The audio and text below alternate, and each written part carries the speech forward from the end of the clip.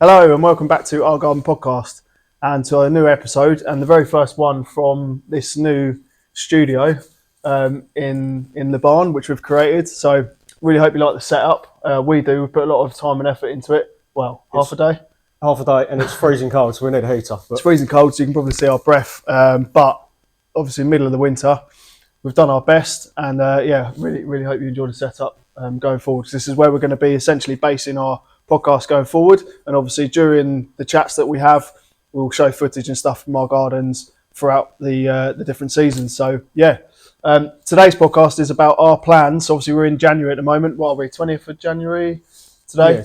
So we're obviously right at the beginning of the year in terms of planning ahead for spring, summer, autumn, and what our plans with regards to structures in the garden, what we're going to be planting, what we're looking forward to, etc., etc. So, shall I start with you? Yeah, you start with me. Yeah.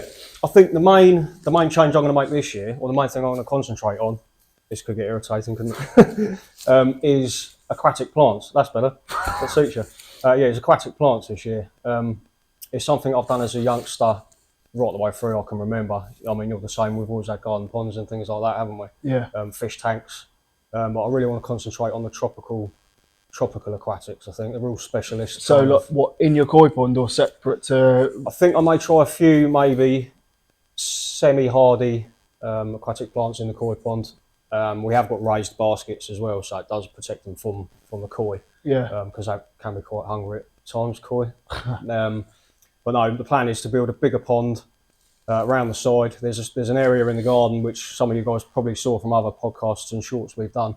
That's never really had a purpose, and when I open the garden in the summer, it's the entrance to the garden. It's the first thing you see, so it needs finishing, and it needs something half decent to welcome people. Yeah. So I think we're going to build a water lily pond, like a shallow version. Nice. Primarily just for aquatic plants. You said you were going to get rid of that sycamore. Are you going to do that this year or?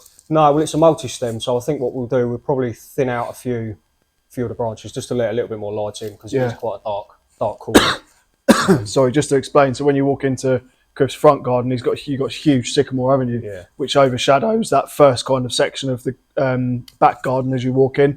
So you've been talking about getting rid of that for quite a while, haven't you? Yeah, I wouldn't be without it. I'm not up for cutting trees down whatsoever, but it does take out a hell of a lot of light. So yeah, we won't lose it completely. Right. I suppose if you're struggling a lot of people at the moment, dusty straw. I think like a lot of people, if you're cutting down a tree for a reason, for other things that you're going to be growing and trialing and stuff, you kind of got reason behind it, but you're not going to cut it down completely anyway. No. It won't even be by half. It'll literally be a couple of the branches. I mean, it's probably, what do you reckon, 40 foot? Got to be 40 foot high, isn't it? Oh, so it's big. Yeah, it's probably got about 8 or 9 branches, which are probably 12 inches in diameter and get thinner as they go up. So we'll probably just lose a couple of those. It'd be a mission to do that anyway. We'll probably have to get someone in. Yeah.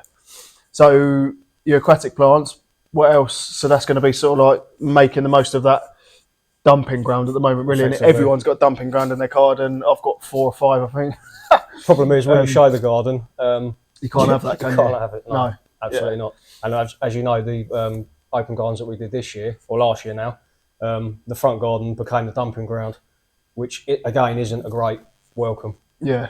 By any means. So that first bit as you walk in will be quite a big project this year, won't it? It's going to be the biggest project of the year. Yeah. I mean, like we were having a little chat, and this will be mentioned in another podcast we do. We've got 5 Victoria Amazonica seeds that have been sourced and are coming. So we're going to give that a go and see what we can do with those. Yeah. Hopefully we can get 1 seed out of 5 to germinate. Yeah. And that'll be a really cool thing to have in the garden. Yeah. It'd be awesome. It'd just be great to sort that bit of your because it's a decent size section as you first walk in, isn't it? Just be great to get that done and boxed off. 3 meters squared. So that is the minimum sort of size that these big lilies require. Yeah, and again, it creates that really cool bit of interest, doesn't it, as soon as you walk in? Yeah, if I get it to grow. Yeah, I'm sure you will. Trial and error again, isn't it? Exactly that. I've got 5 chances. 5 chances. So any more plans as you go through the garden? Obviously the koi pond looks after itself pretty much, doesn't it? And the patio area was your massive project last year with the new Mediterranean area. Yeah, well, the Mediterranean area works well for the garden shows because it enabled me to introduce loads of colour. Yeah, When you're doing a jungle garden, you've kind of got to, or a rainforest garden, you've kind of got to tone down the colour to enable it to, you don't want to spoil it, but you still don't want it boring and green. yeah, This year, I've taken, will come away from the Mediterranean effect and try to jungle it more. So there'll be a bit of a there'll be a lot blend. there'll be a lot of monsteras. As you know, we've got 4 or 5 big specimen-sized plants. Yeah, I'd like to introduce those. They were out in the garden last year, bar 2 that was stayed in the house, but I think I'm slowly going to introduce those. yeah, Me and you both visited Menorca, didn't we? We locked the Menorca, yeah, the tropical zoo, which is heavily planted in tropical themed I'd plants. recommend that to anyone that goes to Menorca. If you get a chance to do it's just a day trip excursion thing, isn't it? Yeah, a few Get a hours chance to go there, lock the it's Menorca. great. We did do a walkthrough video of it, didn't we? So check back and have Yeah. a look. It's well worth it. Yeah, But their monsteras there, I mean, the leaves were just colossal. yeah. So I took a lot of inspiration from that. So yeah, it'd be nice to get the monsteras out. Yeah, that's something we need to do as well more this year, is go and visit other gardens in this country and make sure we have those days out. We did a couple last year, didn't we? But make sure we have those days out where we can go and visit either open gardens or big, the big spectacular gardens. Yeah, because especially you with your cottage style garden, Yeah. you can take a lot of inspiration from absolutely. different gardens, can't you? Yeah, Always learning. yeah. What about yourself? I've got a few big ideas. It's just whether, obviously, time permitting again. Like, we're both really busy all the time with work and families and stuff, so fitting it in. And I need to be a bit more realistic this year, because I said last year I'd get the shack done by Christmas. I said we'd get the front garden up and running, because the front garden, you wouldn't even know I like gardening if you come to my house. If you came to my house, We're both the same in that respect. yeah, absolutely. And I think it's the same for a lot of people. Like, there's when I walk the dog around the block, there's very few gardens in the front that you think, wow, that guy's in, or that person's really into their gardening. And to be able to tell that from a front garden, that their back garden's going to be incredible, because who's got the time to do the front and back? Yeah, that's right. But yeah, I'd really like to put some basic things in place for the front, just to make sure that's i.e. barking the borders, just getting some nice pots out there, put some bulbs and some seeds in, and just sort of let it do its own thing. You mentioned seeds a while ago, didn't you? Is Yeah. that something you're going to crack on with? Yeah, absolutely. So I got that little mini tiny greenhouse. I can't have a proper greenhouse. We've got 5 kids, so it's almost impossible to have a proper greenhouse in the garden without it getting smashed on day one. So That won't be the kids, that'll be me and you. that'll be me and you, yeah. Slamming the door because my seeds aren't growing. I was thinking more along the lines of cricket, but Rugby, yeah.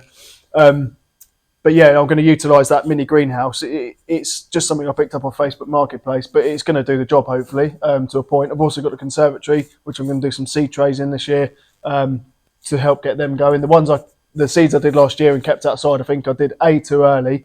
B, we had a couple of late, not frosts, but pretty cold spells in that time when I'd put the seeds out, and they just started to get going. So not a lot came to fruition last year with regards to seeds. We both failed on the seed front last year. Yeah, honestly, the idea is always there, and I think probably a lot of gardeners or amateur gardeners are the same. You have these ideas of getting loads of seed done. It saves you loads of money and all this sort of stuff. This is where I've always gone wrong with vegetables.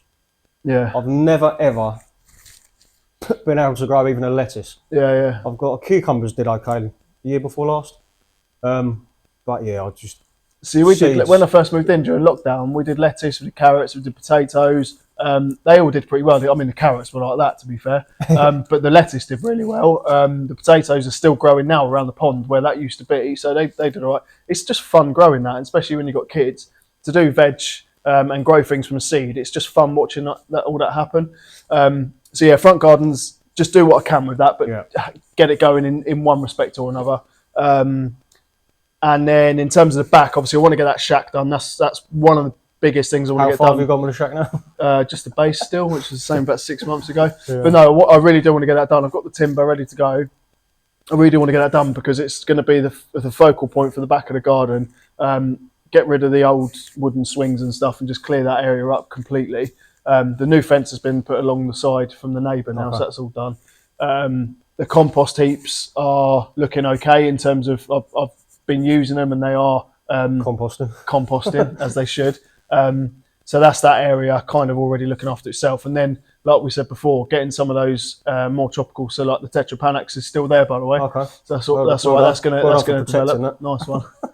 That's going to develop. The ferns that I'm trying to invest in and get from wherever I can, sort of marketplace and from other people giving them to me and stuff. I think we've both found a love for ferns. Yeah, probably absolutely. in the last 3 years, it's really stepped up, hasn't it? Yeah, and it's just so annoying because the price of plants since lockdown has just gone through the roof, and ferns are the same. Like ferns are like, to me, they're just everywhere. When you go walking, you go to a garden centre. Obviously, you can't touch them when you go walking, but when you go to a garden centre, prices are just through the roof. It's so frustrating because you just want a fern to be massive straight away, don't you? And, yeah, that's like a lot of years. It just takes a long time for them to get that big. A lot of years or a lot of pennies. Yeah, exactly. But yeah, I want to try and plant a few more ferns in that shady area, pack the hot border, get my sweet peas going, get my verbena going, that real cottage feel. The tomatoes did great last year amongst the pretty flowers and stuff, so I thought that worked really well. You should definitely try some delphiniums and Rebecca, I think, this year. Rebecca, I tried to seed last year. It's one of the things I did try last year with seed. Got going and nothing came of it. It's one of the easier ones to do. Apparently so, but I'm going to try it in the conservatory this year and get them going like that. But they last so long as well. I think we'll invest in some propagators this year. Yeah. And we've got the grow lights, haven't we? So they'll have enough light. If we do start them early, we've got grow lights. So we do it that way around and try and spend Rebecca as well. A little bit more time. Yeah. Educating ourselves about growing things from seed. Yeah. But that hot border looked really good last year. I just want that succession planting to work a little bit better this year because it was kind of all or nothing last year. Whereas if I've tried to research a little bit last year about succession planting and what comes after what throughout the season, so try and put that into practice a little bit. Easier said than done with the time I've got, but yeah, at least just go to the garden centre try and buy colour when you're ready for it. Yeah, well, one of the tips that I forget who it was I saw on Gardener's World a couple of years ago. She said, if you go to the garden centre every month of the year and take a picture of your phone of what you like, that's your succession planting because you've already got, what's in colour in whichever month. You can then grow it from seed or get it early on as plug plants, etc. And you then know for the following year exactly what your succession plant is going to look like. So it's a really good tip, I thought. Are you going to do it? No. Probably You look like I've got the time to go to the garden centre once a month. Oh dear. We go once a day. Loads of plans as normal, but how much of that actually happens, we'll see. Obviously, we've got content to fill, so as much as we possibly can get done, great. But be a bit more realistic this year, I think. Yeah, don't do too much. Yeah. Get that shack built. Get the shack built. Yeah, absolutely. That's the first thing. Yeah, get the dartboard in there and start packing that up a bit. But yeah. Right. Another project I want to get cracking with is introducing a couple more boardwalks up in the jungle, but from the lower tier.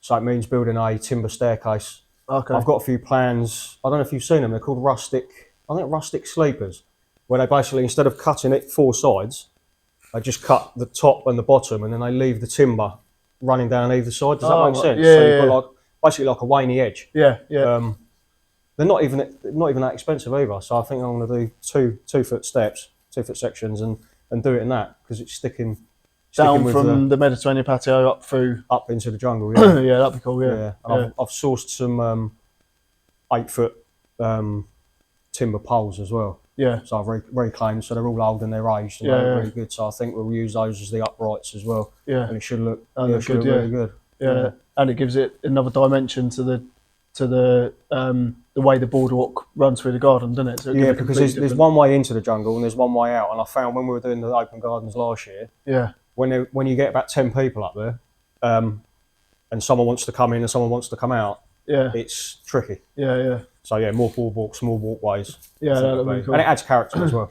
So we've both got loads of projects going on then. Yep. For the foreseeable. Obviously, during these winter months is time for me to get the shack done and the sort of structural stuff done. The other thing I wanted to do is I've got a spare, relatively big plastic pond. It's only about 1.5 feet deep, and do a wildlife pond at the far back underneath, sort of in that shady area where all the ivy's growing. Just you know, you've already got newts and frogs and bits and bobs. Yeah, exactly. We get frogs and newts and all sorts in the fish pond, in the goldfish pond. So if they have their own, we've got 2 little mini wildlife ponds as well. But to have a decent sized one, almost the size of that fish pond it is, and just allow that to do its own thing, be really interesting to see what else we can get in the garden. And yeah, get the garden full of bird feeders and stuff again, and just try and really encourage. Sounds that to me wildlife. like it's going to be another year where we're trying to reuse what we've already got or what we've sourced. Yeah, as well, isn't it? Yeah, we always do, don't we? Yeah, we always do. Stuff. There's nothing. Very rarely do we spend money on our cottons. The only thing I spend money on. That's a lie. That is a massive lie. I spend a bloody fortune. Yeah. You do. I do try and reuse things where I can though. Yeah, we both do. And if we've got stuff laying around, like all the timber we've got in the barn here, all that gets used for different projects, doesn't it? With going forward for both of us.